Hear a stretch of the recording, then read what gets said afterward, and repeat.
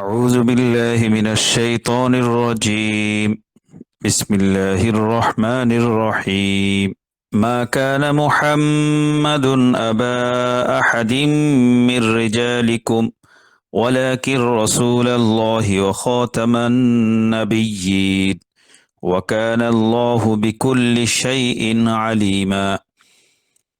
يا أيها الذين آمنوا اذكروا الله ذكرا كثيرا وسبحوه بكرة وأصيلا.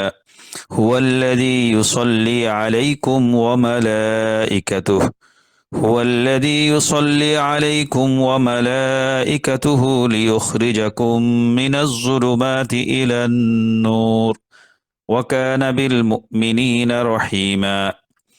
تحيتهم يوم يلقونه سلام وأعد لهم أجرا كريما. يا أيها النبي إنا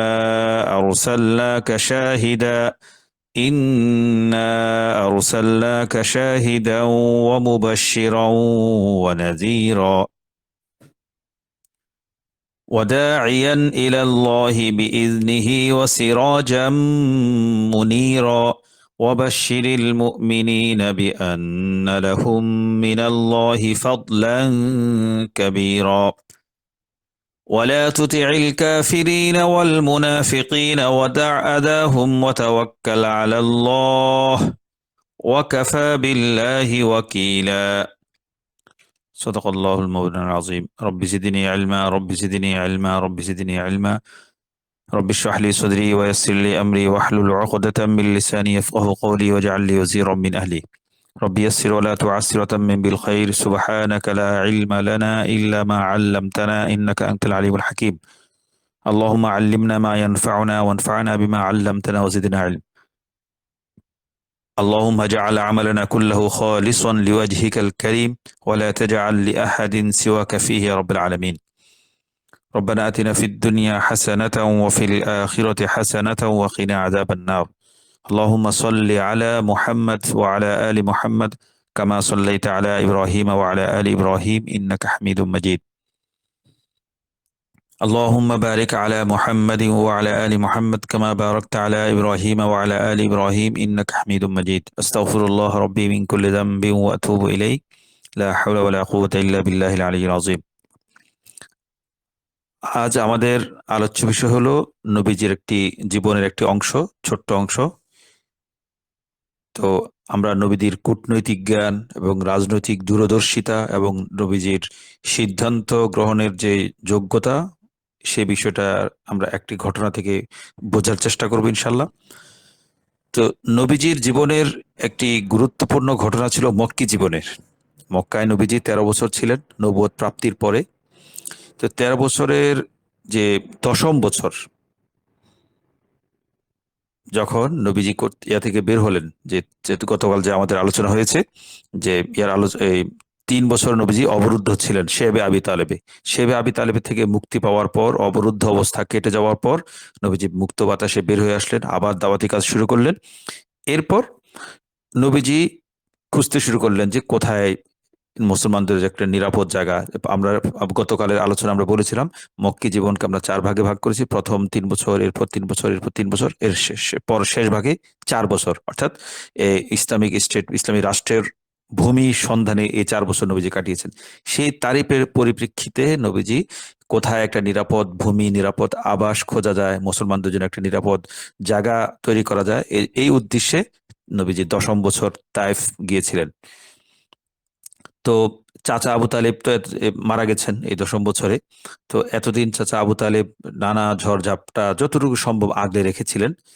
তো এবং কুরাইশ থেকে আসা যত বাধা বিপত্তি ছিল তিনি বুক দিয়ে যতটা সম্ভব আগলেছেন। এখন তিনি নেই, খাদিজাও নেই রাদিয়াল্লাহু আনহা। এমন মক্কা এখন নবীজির জন্য একটা দম বন্ধ করা পরিবেশ, যে নবীজি যেদিকে যান সেদিকে শত্রু, চারিদিকে শত্রু। তো নবীজি স্বাভাবিকভাবেই যে কোনো বুদ্ধিমান লোক, বিচক্ষণ লোক একটা নিরাপদ জায়গা খুঁজবেন নিজের মিশনের জন্য, নিজের আদর্শের জন্য, নিজের চিন্তার জন্য, নিজের আবাসনের জন্য বটে। কারণ মক্কায় দাওয়াতি কাজ প্রতি পদে পদে বাধাগ্রস্ত হচ্ছিল। তো এখন নবীজি সব দেখলেন, চারিদিকে তাকিয়ে দেখলেন সবচেয়ে মক্কার কাছের শহর ছিল তাইফ। তো সেখানে নতুন ক্ষেত্র অন্বেষণের জন্য নবীজি তাইফ গিয়েছেন।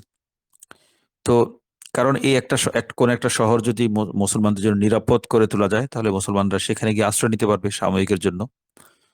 তো নবীজি গেলেন তায়েফ। সাথে ছিলেন নবীজির যাকে বলা হয় যায়েদ বিন হারিসা, আগে পালক পুত্র ছিলেন। যায়েদ বিন হারিসা মূলত খাদিজা রাদিয়াল্লাহু তাআলা আনহার এই দাস ছিলেন। বিয়ের পরে নবীজিকে তিনি হাদিয়া দিয়েছেন, আর হাদিয়া পাওয়ার পর নবীজি যায়েদ বিন হারিসাকে মুক্ত করে পালক পুত্র হিসাবে গ্রহণ করেছেন। পরে সূরা আযাবের আয়াত নাজিল হওয়ার পর তিনি পালক পুত্রের যখন বিধান রহিত করা হলো, তখন নবীজি তাকে পালক পুত্র থেকে করে সাধারণ মুমিন হিসেবে, ভাই ভাই হিসেবে তিনি গ্রহণ করেছেন। তারপরও তিনি আজীবন যায়েদ বিন হারিসাকে সন্তানের মতোই তিনি স্নেহ করে গেছেন। যায়েদ বিন হারিসার সন্তান ওসামা বিন জায়েদকে তিনি নাতির মতো, একটা অত্যন্ত আপন সন্তানের মতো তিনি কোলে কাকে তুলে বড় করেছেন। তো যায়েদ বিন হারিসাকে নিয়ে নবীজি ইয়েতে গিয়েছেন। অনেকটা জায়েদ বিন হারিসা ছিলেন নবীজির প্রেস সেক্রেটারি বা সচিব বা সার্বক্ষণিক সহচর। পরবর্তী যেমন বেলাল রাদিয়াল্লাহু তাআলা হয়েছেন। তো তায়েফে নবীজি মোটামুটি প্রায় 10 দিনের মতো অবস্থান করেছিলেন। এই 10 দিন তায়েফের নেতৃবৃন্দকে টানা দাওয়াত দিয়ে গেছেন, টানা তাদের পেছনে মেহনত করে গেছেন। তো এই দুষ্ট লোকেরা তায়েফের, তারা তো ঈমান আনেইনি, উল্টো নবীজির পেছনে দুষ্ট লোক এবং দুষ্ট বালকদেরকে লেলিয়ে দিয়েছিল। এই তায়েফের দুষ্ট বালকরা নবীজিকে পাথর মেরে রক্তাক্ত করে দিয়েছিল। নাউজুবিল্লাহ মিন যালিক, সাল্লাল্লাহু আলাইহি ওয়াসাল্লাম। তো এটা আমাদের আলোচ্য বিষয় না। নবীজি তায়েফ গিয়েছেন, তায়েফ থেকে ফিরে আসবেন, এটা আমার তায়েফ নিয়ে আলোচনা আমাদের পরবর্তী আলাদা একটা স্বতন্ত্র পর্বে আলোচনা হবে। তো নবীজি তায়েফ থেকে রক্তাক্ত অবস্থায় ফিরে আসলেন মক্কায়। তো মক্কা এবং তায়েফ এই দুটি শহরের আসলে কেমন, দুটি শহরের সম্পর্ক কেমন ছিল, এটা একটু বোঝার দরকার। যে দুটি শহর একটা পরস্পর ভাইয়ের মতো। মক্কা এবং তায়েফের নেতৃবৃন্দ এক এক এক জায়গায়, মক্কার নেতৃবৃন্দ তায়েফের নেতৃবৃন্দের সাথে ব্যবসায়িকভাবে নানাভাবে সম্পৃক্ত ছিলেন। একে অপরের সাথে নিয়মিত লেনদেন, যোগাযোগ, বেড়ানো, আসা যাওয়া ছিল। এবং এই দুই শহরের এই নেতৃবৃন্দের সম্পর্কের কারণে দুই শহরের বন্ধনটা অটুট ছিল। এবং এই ব্যবসা এবং পর্যটনের ক্ষেত্রে মক্কা এবং তায়েফ একে অপরের পরিপূরক ছিল। বিশেষ করে তায়েফ ছিল মক্কার শিল্পপতি এবং নেতৃবৃন্দ যারা ছিল তাদের, তায়েফে জমি জমা ছিল, খামার বাড়ি ছিল, অবকাশ যাপন কেন্দ্র ছিল। মক্কার আবহাওয়া তো প্রায় সারা বছরে গরম থাকে, তখনও ছিল। কিন্তু তায়েফের আবহাওয়া আরামদায়ক। কখনো কখনো একদম 0 ডিগ্রি নিচে নেমে যায়, অনেক ঠান্ডাও পড়ে তাইপে এখনো এমনই। এ, সবচেয়ে উর্বর এলাকাগুলোর একটি, সারা বছর ঠান্ডা শীত থাকে, আরামদায়ক আবহাওয়া।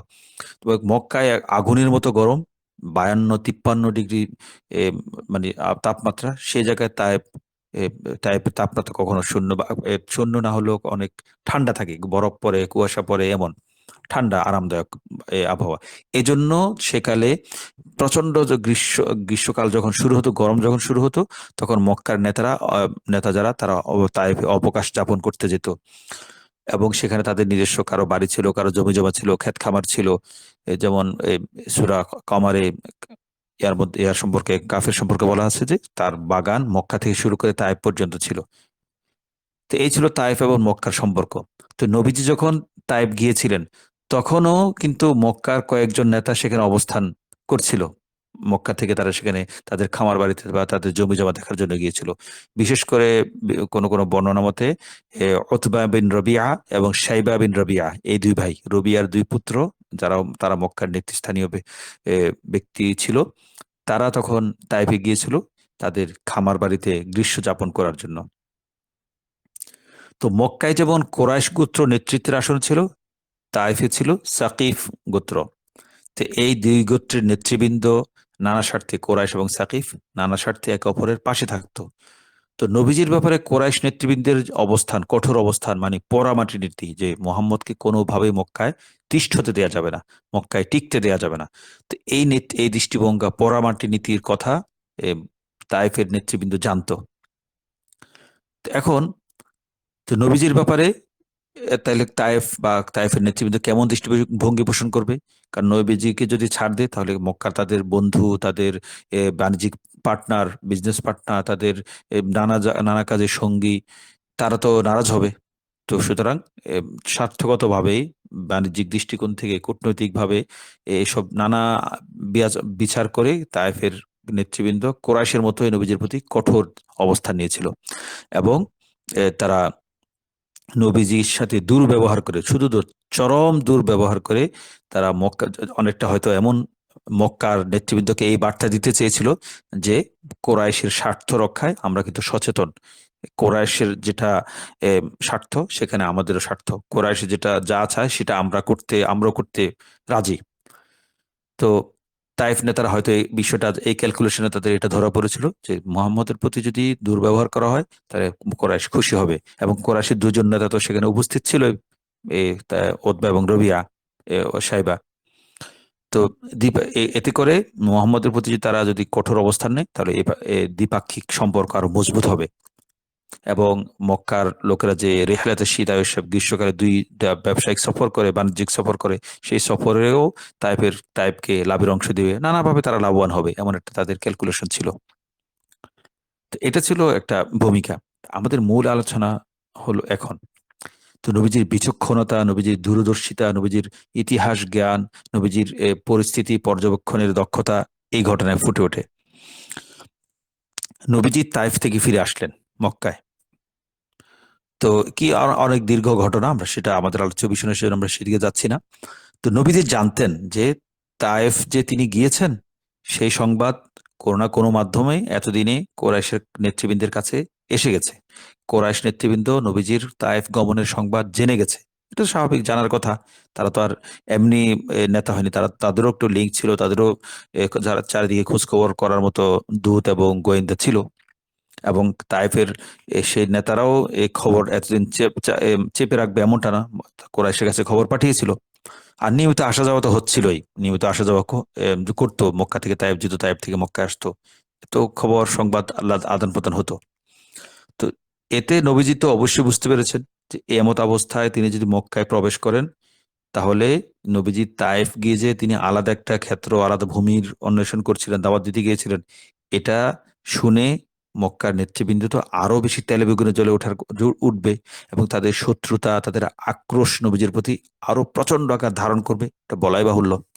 নবীজির এটা জানা ছিল। তো নবীজি চিন্তা করলেন এমন হয়তো যে এমত অবস্থায় মক্কায় প্রবেশ করা আমার জন্য নিরাপদ নয়। তিনি কি করলেন, মক্কার কাছাকাছি একটা, ওই যে বিখ্যাত ঘটনা, খেজুর বাগানে আশ্রয় নিয়েছিলেন। আর বাগান থেকে একটু বিশ্রাম নিয়ে বাগান থেকে বের হয়ে নবীজি হেরা গুহায় এসেছেন।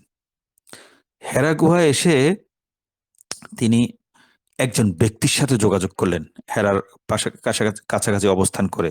তিনি ছিলেন খোজা গোত্রের এক ব্যক্তি।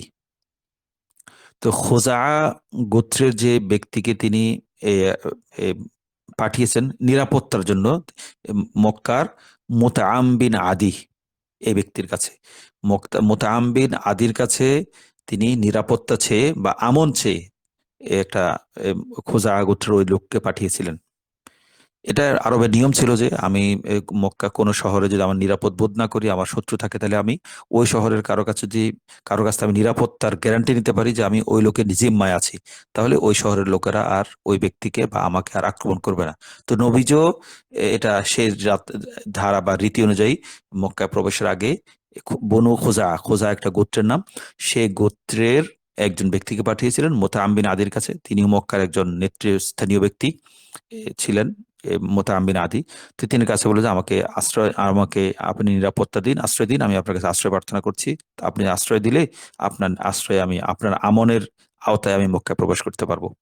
তো নবীজির আহ্বানে মুতাআম বিন আদি সাড়া দিয়েছিলেন এবং তিনি নবীজিকে আমন বা নিরাপত্তা দিতে সম্মত হয়েছিলেন। এখন লক্ষণীয় বিষয় হলো নবীজি ইতিহাস সচেতন ছিলেন। মক্কায় কি হয়েছে না হয়েছে, অতীতে কি ঘটেছে, নবীজির সে বিষয় জানা ছিল। এবং নবীজি হিউম্যান সাইকোলজি, মানুষের মনস্তত্ত্ব সম্পর্কে তিনি গভীর জ্ঞান রাখতেন। এবং সমস্ত নবীও তাই, তাদেরকে আল্লাহ তাআলা এই ধরনের জ্ঞান দিয়ে পাঠিয়েছেন। না হলে দাওয়াতি কাজ করা কঠিন। কাকে কিভাবে দাওয়াত দিতে হবে সেটা তো নবীরাই সবচেয়ে ভালো জানতেন। তো ভালো দাওয়াত দেওয়ার জন্য যাকে দাওয়াত দিচ্ছি তার সাইকোলজি বোঝা জরুরি, তার মানসিকতা বোঝা জরুরি। তো নবীজি সেটা জানতেন। এখন নবীজি খোজা গোত্রের এই লোক খোজা গোত্রের লোককে কেন নির্বাচন করলেন? দূত পাঠালেন, দূত হিসেবে নির্বাচন অন্য কোনো গোত্র থেকে করতে পারতেন, বনু হাসেম থেকে কাউকে করতে পারতেন, বা অন্য কোনো গোত্র থেকে করতে পারতেন। খোজা গোত্রের এই লোকটাকে কেন তিনি দূত নির্বাচন করলেন? এবং তিনি মোতাআম বিন আদির কাছেই বা কেন পাঠায়? আরো তো মক্কা ওরা অনেক লোক ছিল যারা নবীজিকে আশ্রয় দিত বা নবীজিকে আমন দেওয়ার ব্যাপারে রাজি সম্মত হতো বলে আমরা আমাদের দৃঢ় বিশ্বাস। মক্কায় অনেক লোকে ছিল নবীজির প্রতি সহানুভূতিশীল। কিন্তু স্পেসিফিক সুনির্দিষ্টভাবে মোতাআম বিন আদির কাছে কেন? দুটি প্রশ্ন। একটা সাধারণ সরল উত্তর হলো এটা একটা ঐতিহাসিক কারণ ছিল। বনু খোজা মানে খোজা গোত্র ছিল আব্দুল মুত্তালিব, নবীজির দাদা আব্দুল মুত্তালিবের কৌশলগত মিত্র। তো নবীজিও এই মিত্রতার ধারা বজায় রেখেছিলেন। সেই ধারা রেখে তার একটা মিত্র গোত্রের একজন ব্যক্তিকে তিনি আমনের জন্য পাঠিয়েছিলেন, যে এবং মক্কা বিজয়ের সময় কিন্তু খোজা গোত্র নবীজির পাশে ছিল, এবং নবীজি এই তাদের তার দাদার করে যাওয়া মৈত্রী চুক্তি বনু খোজার সাথে তিনি সুন্দরভাবে আজীবন রক্ষা করে গেছেন। এবং নবীজি সবসময় সাধারণত সম্পর্কগুলো টিকিয়ে রাখার ব্যাপারে খুবই সচেতন, যত্নবান থাকতেন। শুধু নিজের সম্পর্ক নয়, এবং দাদার রেখে যাওয়া সম্পর্কটাও তিনি ভেঙে যেতে দিতেন না, যেটা বনু খোজার সাথে হয়েছে। বনু খোজার সাথে বনু হাশিমের চুক্তিটা হয়েছিল আব্দুল মুত্তালিবের মাধ্যমে। তো নবীজিও এরপর চাচা নেতা হয়েছেন, এরপর নবীজি কোরাইশের তো নেতা বটে, সারা বিশ্বের নেতা হয়েছেন। তো তিনি নেতা হয়েও দায়িত্বশীল হয়েও বনু হাশিমের তিনি সেই আগের সম্পর্কটাকে অটুট রেখেছেন। এখন প্রশ্ন হলো, সহজ উত্তর হলো বনু খোজা কেন? বনু খোজার সাথে আব্দুল মুত্তালিবের সম্পর্ক ছিল, সে দাদার সম্পর্কের সূত্র ধরে তিনি বনু খোজার একজন লোককে পাঠিয়েছেন মোতাহামের কাছে। তো মোতাহাম বিন আদির কাছে কেন? অন্য কেন নয়? কেন অন্য কারো কাছে চাইতে পারতেন? এই কথা, এর উত্তর জানতে হলে আমাদেরকে একটু পেছনে যেতে হবে। পেছনে হলো যে কাবার প্রাঙ্গণে একটা আরকাহ, হামজা র ছোট কাফ হা, আরকাহ নামে একটা জায়গা ছিল। সেই জায়গাটা হাজিদের পানি পানের জন্য বরাদ্দ ছিল। সেখানে সে জায়গায় হাজিদেরকে পানি পান করানো হবে। তো এই হাজিদেরকে পানি পান করানো ইত্যাদি ইত্যাদি দায়িত্ব ছিল বনু হাশিমের।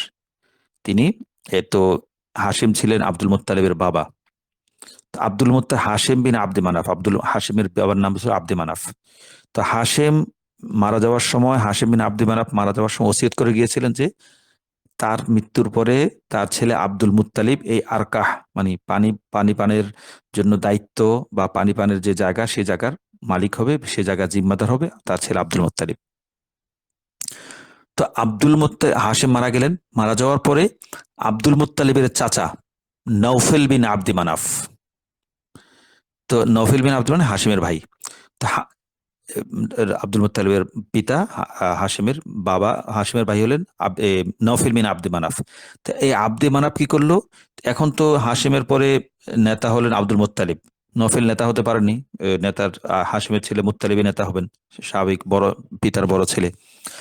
কিন্তু এখানে চাচা নওফেল বিন আব্দে মানাফ কি করলেন? জোর জবরদস্তি করে আরকাহ যে জায়গাটা ছিল সেটা নিজের কবজা নিয়ে নিয়েছিল, গসব করেছিল, আত্মসাৎ করেছিল। আব্দুল মুত্তালিব এই অন্যায় মেনে নিতে পারেননি, কারণ তার পিতার রেখে যাওয়া ওসিয়ত করা জায়গা, দায়িত্ব, সেটা তিনি পালন করবেন, অন্য কারো যদি এটা সে চাচাই হোক, সেটা তিনি মেনে নিতে পারেননি।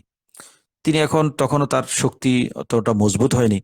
আমরা আব্দুল মুত্তালিব নিয়ে, হাশেম নিয়ে দীর্ঘ আলোচনা করবো ইনশাল্লাহ আমাদের ধারাবাহিক পর্বে বিভিন্ন অংশে ইনশাল্লাহ। তো তিনি আব্দুল মুত্তালিব কি করলেন? মক্কার লোকজনের কাছে সাহায্য চাইলেন, প্রতিকার চাইলেন যে আমাকে এই অন্যায় থেকে আমার হক অধিকার আপনারা উদ্ধার করে দিন। কিন্তু কেউ নওফেল বিন আব্দে মানাফের প্রভাব প্রতিপত্তির কারণে কেউ আব্দুল মুত্তালিবকে সাহায্য করতে রাজি হয়নি, কেউ সাড়া দেয়নি তার ডাকে। এখন মক্কা তিনি অনেকদিন চেষ্টা করলেন, চেষ্টা করার পর দেখলেন যে না, মক্কা থেকে তিনি সাহায্য পাবেন না তার অধিকার, তার হক আদায়ে। তিনি তাদের মক্কাবাসীর আচরণে হতাশ হয়ে তিনি একটা বিকল্প রাস্তা নিলেন। সেটা হলো, তার আব্দুল মুত্তালিবের নানার বাড়ি ছিল কিন্তু মদিনায়, বনু নাজ্জার গোত্রে আব্দুল মুত্তালিবের পিতা হাশিম বিয়ে করেছিলেন। হাশিম হাশিম আরেকটা বিষয় এখানে আমরা পরে আমরা দীর্ঘ আলোচনা করবো ইনশাল্লাহ। এই রেহলাতা শীতা ওয়াস সয়ফ সূরা কোরাইশের যে দুটি সফর, বাণিজ্যিক সফর, ইয়ামানে এবং শামের যে দুটি সফর, এই সফরের প্রবর্তক কিন্তু আব্দুল মুত্তালিবের পিতা ছিলেন হাশিম ইবনে আব্দে মানাফ। তিনি এই দুটি সফরের সূচনা করেছিলেন মক্কার অর্থনৈতিক অবস্থার পরিবর্তনের জন্য। তেমনি একটা ইয়ামানের সফরের পরে তিনি শাম সফরে যাচ্ছিলেন। শাম সফরে যাওয়ার পরে মদিনায় তিনি মাসখানেক বা কিছুদিন অবস্থান করেছিলেন। সেই অবস্থানকালে তিনি বনু নাজ্জারের এই অবস্থান করেছিলেন। সে বনু নাজ্জার তার মেজবান ছিল। সেখানে তিনি সালমা নামে একটা মেয়েকে বিয়ে করেছিলেন। বিয়ে করার পর কিছুদিন বিবির সাথে সময় কাটিয়ে তিনি শামের উদ্দেশ্যে রওনা দিয়েছেন। তো সেবার সফরে তিনি শাম পৌঁছতে পারেননি। তিনি গাজা পর্যন্ত পথে ফিলিস্তিনের গাজা পর্যন্ত যাওয়ার পর তার ইন্তেকাল হয়েছিল। বলা হয়ে থাকে বর্তমান গাজাতে তাকে দাফন করা হয়েছিল। যাক, তো এই হাসিম এবং মদিনার সালমা এটাকে নিয়ে আমাদের প্রয়াত ঔপন্যাসিক ঐতিহাসিক ঔপন্যাসিক ফরাজি জুলফিকার হায়দার একটা উপন্যাস লিখেছিলেন, হাসিম সালমার প্রেম প্রেম কাহিনী বা প্রেম ফসল বা এই ধরনের একটা নাম। তখন পত্রিকা ছিল মুসলিম জাহান, মাসিক মদিনার একটা সাপ্তাহিক পত্রিকা। মাসিক মদিনার এই প্রকাশনী থেকে বের হতো। আমরা তুমুল আগ্রহ নিয়ে সাপ্তাহিক পত্রিকাটা পড়তাম। সেই পত্রিকায় এই উপন্যাসটা ধারাবাহিকভাবে ছাপা হয়েছিল। এখনো মদিনা পাবলিকেশন থেকে এই উপন্যাসটা আলাদা স্বতন্ত্র বই আকারে বের হয়েছে। যাক, সেখানে তিনি কল্পনার আশ্রয় নিয়ে সুন্দর করে একটা গল্প সাজিয়েছিলেন, ফরাজ জুলফিকার হায়দার। তো আব্দুল আমরা বলার বিষয় ছিল আব্দুল মুত্তালিবের নানার বাড়ি ছিল কোথায়? মদিনায়। তিনি তার বাপের ভূমি মক্কায় সবার সাহায্য আবেদনে ব্যর্থ হয়ে তিনি নানার বাড়ির দিকে নজর দিলেন। নানার বাড়িতে গেলেন, নানার বাড়িতে খবর পাঠালেন যে আমার এই অবস্থা, যে আমাকে তো আমার হক দিচ্ছে না আমার এখানকার স্থানীয় গোত্রের নেতারা, আমাকে একটু সাহায্য করেন। তখন বনু নাজ্জার মানে নবীজির আব্দুল মুত্তালিবের নানার বংশর লোকজন নেতৃবৃন্দ এই তাদের নাতির আহ্বানে সাড়া দিয়ে 70-80 জনের একটা দল, অস্ত্রধারী দল, সশস্ত্র দল তারা মক্কায় পাঠিয়েছে। তো সেই অস্ত্রধারী নানার নাতির সাহায্যে 70-80 জন লোক এসে নওফেল বিন আব্দি মানাফকে বাধ্য করেছে যে তুমি এক্ষুনি আব্দুল মুত্তালিবের হক, আমাদের নাতির হক ফিরিয়ে দাও। তো একদম তরবারির ডগায় নওফেলকে বাধ্য করে নাকি খত দিয়ে আব্দুল মুত্তালিবকে তার সেই আরকাহ নামক জায়গা বা সিকায়ের দায়িত্বটা ফিরিয়ে দিতে বাধ্য করেছিল নওফেলকে। তো এই যে ঘটনা ঘটছিল মক্কায়, এমন ঘটনা, এটা কিন্তু দূর থেকে বনু খোজা গোত্রের লোকজন এই গোড়া থেকে এই ঘটনার উপর চোখ রাখছিল যে নওফেল বিন আব্দুল মানাফ কি অন্যায় করেছে, আব্দুল মুত্তালিব কি তার প্রতিক্রিয়া কি করেছে, এরপর মদিনা থেকে কিভাবে সাহায্য আনলো। তো এই পুরো প্রক্রিয়াটার বনু খোজা নজর রাখছিল। এখন বনু খোজার সাথে কোরাইশের সেই অনেক পুরনো শত্রুতা। তো আব্দুল মুত্তালিবের ঘটনায় বনু খোজা বুঝতে পেরেছিল যে কোরাইশ বংশের বিভিন্ন শাখার মধ্যে এমনি তো পারস্পরিক শত্রুতা ছিল, এই ঘটনায় শত্রুতা আরো প্রকট হয়ে উঠেছিল। তো আব্দুল মুত্তালিবকে তার নানার বাড়ির সহায়তায় শক্তিশালী হতে দেখে তো খোজা গোত্র বুঝতে পারলো যে আব্দুল মুত্তালিব একদিকে থাকবে এখন, বাকি কোরাইশ আরেক দিকে থাকবে। যেহেতু আব্দুল মুত্তালিবের ডাকে সাড়া দেয়নি, তার মানে অন্যরা আব্দুল মুত্তালিবের নেতৃত্ব মানতে রাজি হচ্ছে না তাকে। তো এখন বুঝতে পারলো কোরাইশকে শায়েস্তা করার জন্য কোরাইশের একটি ফ্র্যাকশন, একটা আব্দুল মুত্তালিব বনু হাশিমের সাথে যদি যুক্ত হওয়া যায়, আব্দুল মুত্তালিবের সাথে যুক্ত হওয়া যায়, তাহলে অন্যান্য কোরাইশদেরকে এক হাত দেখে নেওয়া যাবে। বনু খোজার হয়তো চিন্তাটা এমন ছিল। তারা কি করলো, কোরাইশকে চাপে ফেলার জন্য আব্দুল মুত্তালিবের পাশে দাঁড়ালো বনু খোজা, এবং আব্দুল মুত্তালিবের কাছে মৈত্রী চুক্তির প্রস্তাব রাখলো। তো দূরদর্শী আব্দুল মুত্তালিব, তিনি নবীজির দাদা, তিনি বনু খোজার প্রস্তাব লুফে নিলেন রীতিমতো, পাওয়ার সাথে সাথে তিনি গ্রহণ করলেন এবং মৈত্রী চুক্তি স্বাক্ষরের জন্য বনু খোজার পক্ষ থেকে প্রতিনিধি হয়ে এসেছিল, মানে আব্দুল মুত্তালিবের সাথে চুক্তি করবে আর কি, মৈত্রী চুক্তি। তো বনু খোজা তাদের পক্ষ থেকে প্রতিনিধি পাঠিয়েছিল ওয়ারকা বিন আব্দুল উজ্জাকে। তো ওয়ারকা বিন আব্দুল উজ্জাকে আমরা চিনব। তিনি এই ভদ্রলোক খোজা গোত্রের, তিনি একজন বিখ্যাত সাহাবীর পিতা। হুদায়বিয়া সন্ধির সময় যখন দ্বিপাক্ষিক আলোচনার মধ্যে একটা অচল অবস্থা তৈরি হয়েছিল যে কোনো পক্ষই নিজের অবস্থান থেকে নড়তে রাজি নয়, এমন অচল অবস্থায় একজন ব্যক্তি, খোজা গোত্রের একজন ব্যক্তি এগিয়ে এসেছিলেন। তিনি হলেন বুদাইল বিন ওয়ারকা। বুদাইল বিন ওয়ারকা এগিয়ে এসে নবীজির কাছে জানতে এসেছেন যে এই আপনার কি, আপনি কেন এসেছেন এখানে ইত্যাদিতে, আপনার বিরুদ্ধে তো মক্কাবাসী এমন কঠোর অবস্থান নিচ্ছে, আবার অমুক অমুক গোত্র তারা প্রতিজ্ঞাবদ্ধ হয়েছে আপনাকে কোনো অবস্থাতেই মক্কায় প্রবেশ করতে দিবে না। তো নবীজি বললেন যে আমি তো আসলে এখানে যুদ্ধ করতে আসিনি, আমি এখানে মক্কা আল্লাহর ঘর জিয়ারত করতে এসেছি। হ্যাঁ, তারা যদি যুদ্ধ চায় তাহলে আমরা জীবনের শেষ নিঃশ্বাস পর্যন্ত যুদ্ধ করে যাব। এমন নবীজির এমন কঠোর বক্তব্য শুনে বুদাইল বিন ওয়ারকা মক্কায় গিয়ে মক্কাবাসীকে এই বিষয়টা জানালো। তো মক্কাবাসী একটু ভয় পেয়ে গেল, একটা অবস্থা তো খারাপ। তখন বুদাইল বিন ওয়ারকার এই যে কূটনৈতিক তৎপরতায় এবার মক্কাবাসী নেতৃবৃন্দ আরেকজন লোক পাঠালো নবীজির সাথে কথা বলার জন্য। যাক, সেটা ভিন্ন আলোচনা। এই যে বুদাইল বিন ওয়ারকা একটা অচল অবস্থাকে সচল করে দিয়েছিলেন, তারই পিতা ছিল ওয়ারকা বিন আব্দুল ওয়াজ্জা। তো তিনি খোজা গোত্রের পক্ষ থেকে তিনি এসে আব্দুল মুত্তালিবের সাথে যে দারুন নাদওয়া, মক্কার যে বৈঠকখানা, মক্কার যে সংসদ, সেই সংসদে তিনি বসে দুজন একদম লেখাপত্র করে চুক্তি করেছিলেন যে আমাদের এই চুক্তি আজীবন এ একদম চিরকাল টিকে থাকবে এবং আমাদের বড় ছোট সবাই এই চুক্তি মেনে চলবে এবং আমরা একে অপরের জন্য পরস্পর তানাসুহ এবং মুয়াসাত, এই দুটি শব্দ চুক্তিতে লেখা ছিল বলে কেউ কেউ বলেন। আমরা একে অপরের সাহায্য করব, তানাসুর করব, একে অপরকে সাহায্যে এগিয়ে আসবো এবং একে অপরের সহমর্মিতা সৌহার্দ্যের ক্ষেত্রে আমরা একে অপরের সহযোগী থাকবো, সমবেতী থাকবো। তো এই তো চুক্তি হয়ে গেল। এরপর থেকে বনু হাশিম এবং বনু খুজা কৌশলগত মিত্র হিসেবে অক্ষত ছিল এবং এছাড়া বনু হাশিমের সাথে বনু খুজার আত্মীয়তার বন্ধনও ছিল একটা। সেটা ছিল নবীজির পঞ্চম পূর্বপুরুষ, তিনি ছিলেন কোসাই বিন কিলাব। এই কোসাই বিন কিলাব ছিলেন আরবের একদম অবিসংবাদিত কুরাইশ নেতা, তিনি অনেক বড় নেতা ছিলেন, তার আলোচনা ইনশাআল্লাহ আমাদের আসবে। এই কোসাইন বিন কিলাব বিয়ে করেছিলেন খোজা গোত্রে। তখন খোজা গোত্রের নেতা ছিল হুলাইল। এই হুলাইলের কন্যা হুবাই বা হুব্বা, এই নারীকে কোসাই বিয়ে করেছিলেন। এই এই হুব্বা বা হুলাইল, এই হুব্বা বা হুবাই ছিলেন আব্দে মানাফের মা, বনু হাশিমের দাদি, নবীজির চতুর্থ দাদি আর কি, উপরের দাদি। তো এর মাধ্যমে খোজা এবং কোরাইশ গোত্রের সাথে একটা বৈবাহিক সম্পর্ক স্থাপন হয়েছিল, বিশেষ করে বনু হাশিমের সাথে। হাশিমের দাদি ছিলেন এই হুব্বা বা হুবাই, এই নারী।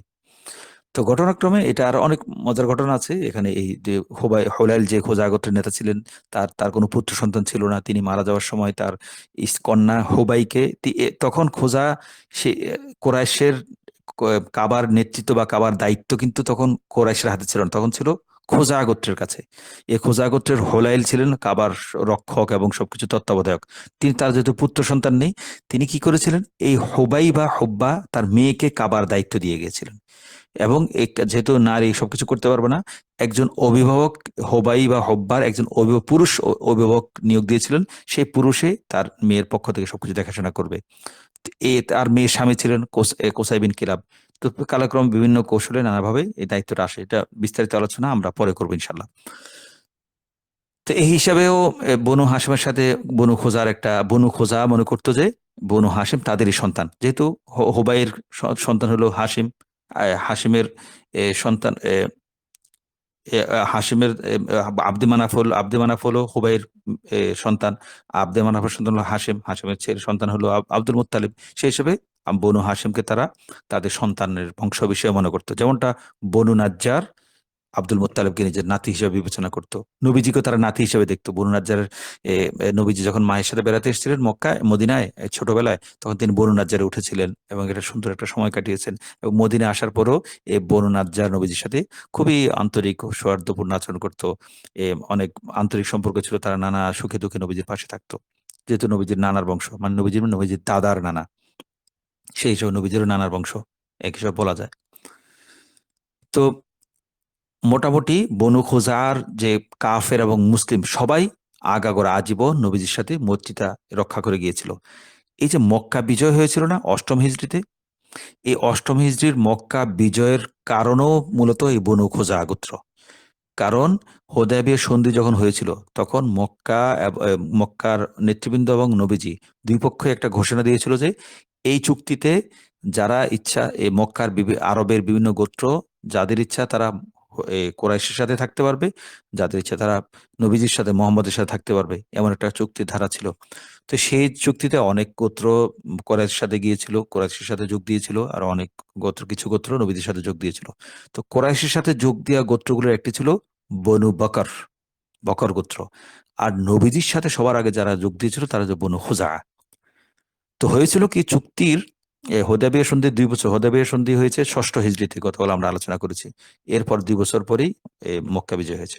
এর মাঝামাঝি মক্কা বিজয়ের কিছুদিন আগে বনু বকর কি করলো, তাদের মাথায় কি হয়েছিল আল্লাহ জানে, তারা বনু খোসার উপর নির্মমভাবে আক্রমণ চালালো অতর্কিতে, এবং অনেক বনু খোজার অনেক লোককে তারা মেরে ফেলেছিল। তখন বনু খোজার লোকজন কি করলো, একদম রক্তাক্ত হয়ে একদম অস্থির হয়ে নবীজির কাছে গিয়ে বলল, ইয়া মোহাম্মদ, আমাদেরকে আপনি বাঁচান, আমাদেরকে আপনি সাহায্য করেন, বনু বকর কুরাইশের মিত্র আমাদেরকে হামলা করে আমাদের এত মানুষ মেরে ফেলেছে।